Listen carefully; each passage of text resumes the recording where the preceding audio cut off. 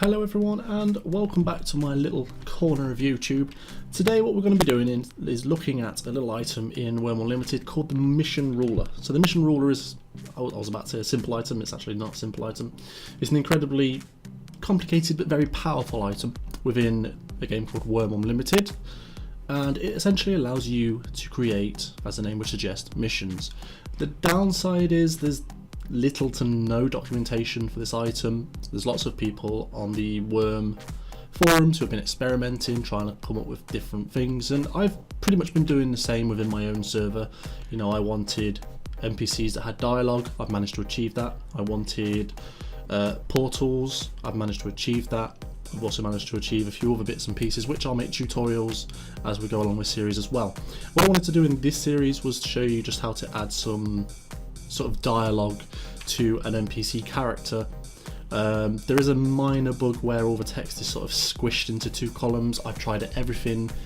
I can only assume that it's a bug because I've tried everything. I've even made the window, you know, the actual dialogue window bigger. The text is always, no matter what, squished into like two columns. It's a real pain in the backside, but that aside, it's an incredibly useful way to put across good information. Every server, when you log in to it, has just tons of signposts with information on it. Well, if you can get rid of all of them signposts, have a single NPC who has all that information when you talk to him, great. So that's what we're doing. I'm going to show you how to make some simple dialogue because it is incredibly easy. Some of you may already know how to do it, and that's fine, but I find that it's a really good introductory way into learning some stuff about the Mission Ruler, and it's something that you get something out of at the end. You get an NPC who you can talk to. Great. Alright, so let's get on with it. The very first thing that we want to do then is grab ourselves the Mission Ruler. So obviously you need to be in admin mode. I'm not going to go over how to do that. I'm assuming you probably already know if you're watching this video. But so to get it, we just want to go into create, quickly type in Mission Ruler, hit enter. There it is. Now you can just spawn it. You can change the quality and do the rarity or all that rubbish if you want to. I did just so it sticks out. Whatever. So there we go. We have a Mission Ruler. So the next thing I want to do is I want to spawn an NPC because of course I want the NPC to have a dialogue. So I'm just going to go into summon. I'm going to go into. I'm actually going to use the guide.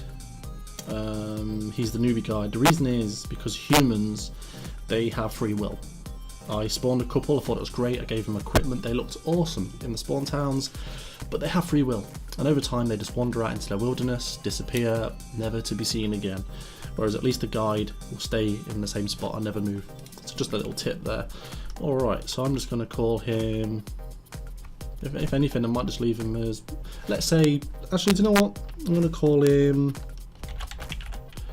Information Giver. Just because he gives information. That's it. That's all you need to do. Select guide, give him a name. The name will appear over them. I'm just trying to find a character there. For instance, say like Spirit Templar. So that'll be that. So if that was him, it would say Information Teller. If you then right click on once you've spawned them, you can give them another name which will appear in like quotation marks after their name. If you want to give them a name as well, just so it's a bit more realistic. So just demonstrate there. If I go in, I can go to, I think it was in permissions.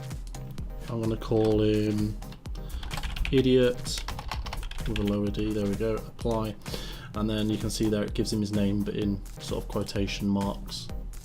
So it's a good idea to, if you're going to use these to replace signs, give them a name just so that they're human, but also sort of give an idea of what this guy is. So I would have probably done that in reverse. I would have given him an actual name and then used rename and gave him Information Giver in brackets.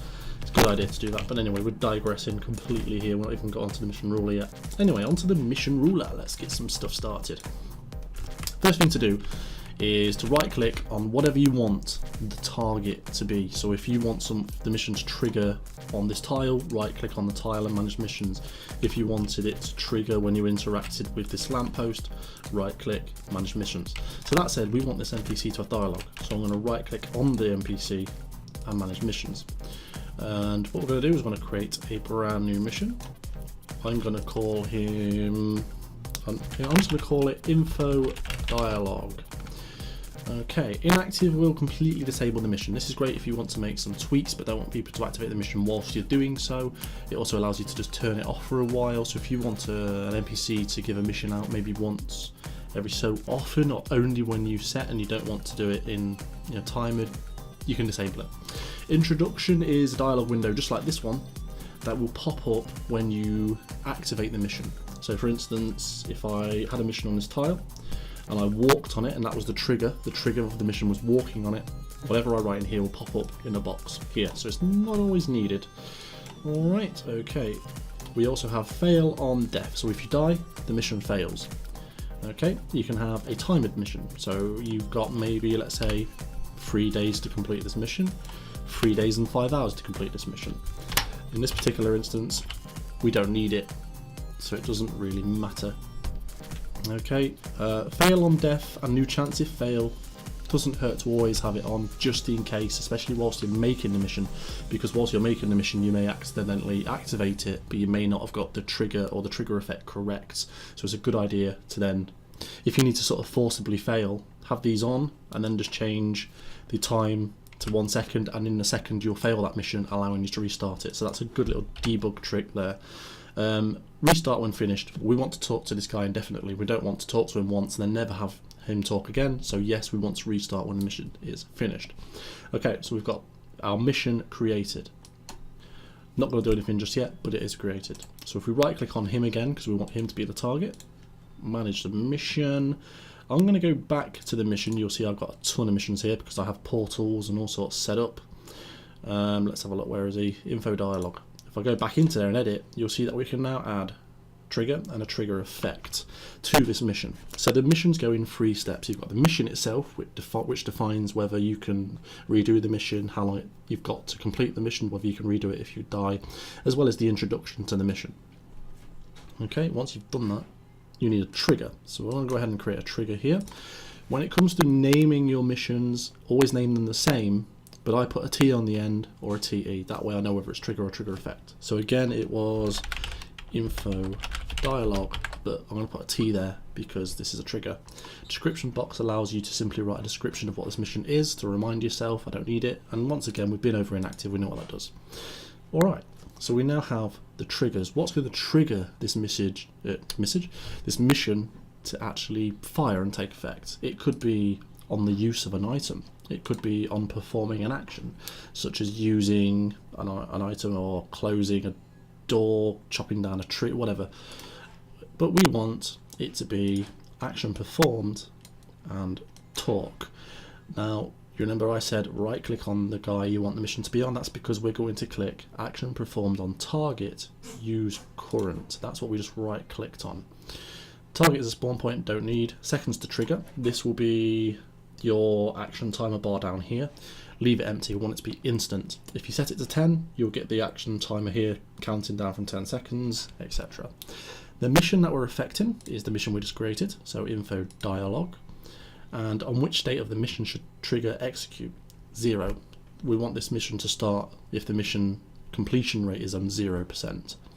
Alright, so we've got that set up. Again, that's the easy stuff. It allows us just to choose a trigger, what it's going to be triggered on, whether it's an action performed on an item use, etc. So now the final step is to add a trigger effect.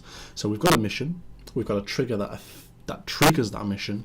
Now we need a trigger effect, which is what actually happens when we trigger it. What happens? Do we get an item? Do we lose an item? Do we gain some skill, etc.? So let's go ahead and create that. We're going to go ahead and send. Once again, always name them the same. So info dialogue. This time it's TE because it's the trigger effect. We've been over that. We've been over that. The trigger, the one we just created, info dialogue T meaning trigger. That way it's always just easier to sort of identify. You can see I've named them all with T's apart from that one. I don't know why I did that as trig. So there we go. That's the mission. We can resume skill, we can stop skill gain, we can destroy all of our items that are carried, we can reward a new item. Is this item that we're rewarding a tutorial item, which means can it be repaired? All of our newbie items that we start with, of course, cannot be repaired. What quality is it? How many of them? Byte value, haven't worked out what that is yet. If anyone knows, give me a little shout and let me know, because that'll be useful. Same here, not too sure about that. And then that one, of course, is the ID of a container to put the item into. We can modify tiles. So if I got the coordinates for this tile here, the X and Y, when we do this mission, I could, for instance, turn it into mycelium. We've also got tile data. Once again, I'm not too sure what that one is. Still trying to work that one out. We can spawn things. We could spawn a monster. So we just, once again, get the X and Y coordinate for that tile, what age is that creature, and then spawn it in. So maybe I want to spawn in a wildcat. You've also got teleport. This is the one that I used to make warps. Once again, X and Y coordinate of the tile. Surfaced means, will you appear on the surface of the world? If you want to teleport to a cave, obviously you'd set that to false. Do we get rewarded with some skill? What skill is it and how much? We also have special effects. I've never used these other than heal or wounds, so I can't speak for any of these other than heal or wounds, which does exactly what it says on the tin. Available achievements, there's only ever fast learner. Don't know how to make any more. Maybe you can't, I don't know. This one we need, mission affected. We are affecting the info dialogue mission, and we're setting it to 100%. So that means what we're doing is when we talk to him, we're setting the mission state to 100%, which means it's complete. And if you remember on the mission, when we created it, we said this mission can be redone on completion. So by setting it to 100%, we're saying, yes, this is done, and then the mission will allow us to restart it. This allows us to talk to the guy over and over again. If you forget to do this step, you'll talk to him once, and then it will never happen again. All right, sound mapping. Haven't looked into that yet because I've not needed it. I will look into it, and I'm sure I can throw together a tutorial on that. I'm sure it'll be like a class name, something like worm.sounds. I don't know, scream as an example, something like that. That's just a guess though. Alright, so this is dialogue. The top text is not what's in here. That will say mission description or something like that. I can't remember. It's always the same thing. The top text is actually this bit up here in bold. So I could say greetings. Greetings, I don't know, just greetings, whatever, doesn't really matter. And then in the text, I am here to give you lots of information and blah blah blah, write all your information, blah blah blah blah. Window size, I don't bother with, because if you leave it blank, it'll always be the default size, which is something like that, you know, the default dialogue size. So I never bother. Mission to activate, if you have a multi-part mission where you have to complete one mission to start the next, that's what that will do. And then deactivate, it's the same thing again, so you'd start the new mission and deactivate the mission you just completed, or another mission if you need to, whatever. Destroy target will destroy the target that you've set this mission on, so in this case it will destroy our NPC. Don't want to do that. So that's it, we are now finished. If I click send, we should now have a working guy. If I right click him, you've got talk. If I click talk, and there we are, greetings, I'm here to give you lots of information. Sadly, there is a bug, as I said at the beginning, that squishes his text up into sort of like 2-3 columns there. I cannot for the life of me fix it. If it's a bug, I'll report it, and hopefully we can get it fixed, because this is a very useful way of giving NPCs that can give out useful information to our players on our servers without having to populate the server with a stupid amount of signs that only fit on a couple of lines. So anyway guys, that's been this tutorial that has introduced you to the mission ruler. I hope you found it useful, and in the next one I'll go over how to make warps. So if you haven't already, be sure to subscribe. Please like the video if you did enjoy it. It always helps, and I shall see you next time. Thanks for watching.